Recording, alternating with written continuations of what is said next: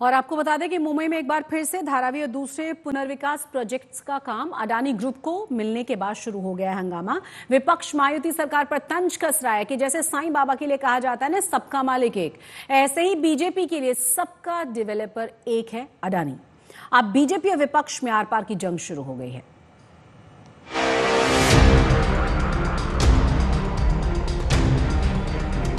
मालिक है वो घर के, भाड़ा चाहे कुछ भी हो, बोला जमीन का मालिक है, लेकिन घर के मालिक हम है और हक के लिए हम लड़ेंगे, रास्ते पे उतरेंगे।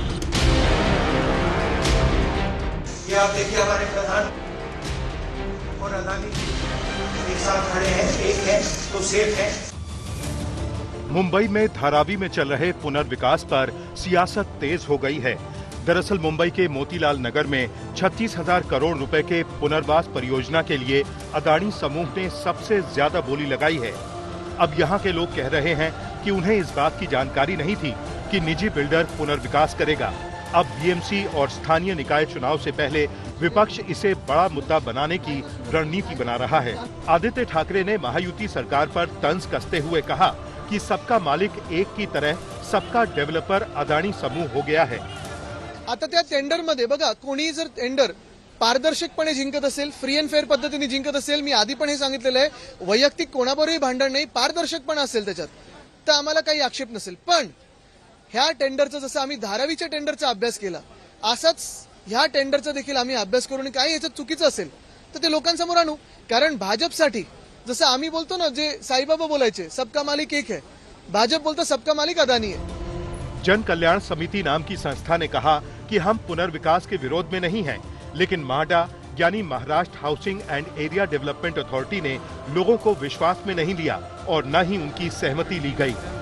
डेवलपमेंट होना चाहिए, लेकिन हमें माड़ा ने विश्वास में ही नहीं लिया। जब तक हमें विश्वास में लिए तो डेवलपमेंट कैसा करेगा माड़ा? चाहे अडानी को लेके आ रहे, चाहे किसी को लेके, अडानी को तो आए, हमें मालूम है, कोर्ट में ही थे।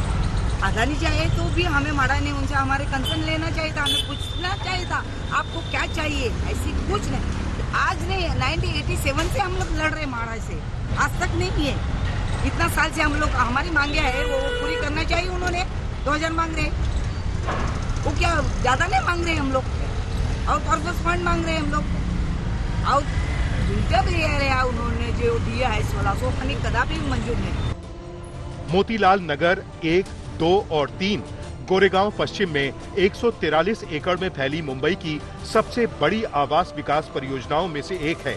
वहीं अडानी प्रॉपर्टीज प्राइवेट लिमिटेड यानी APPL सबसे ज्यादा बोली लगाने वाली कंपनी के रूप में सामने आई, जिससे वो सबसे ज्यादा कंस्ट्रक्शन का दावा कर रही है। सिद्धार्थनगर पत्राचाल में जो हुआ वो हमारे साथ नहीं होना चाहिए, इसलिए हम लोग चाबी के बदले चाबी, यानी कि नए घर के चाबी दो और जूने घर की चाबी लो।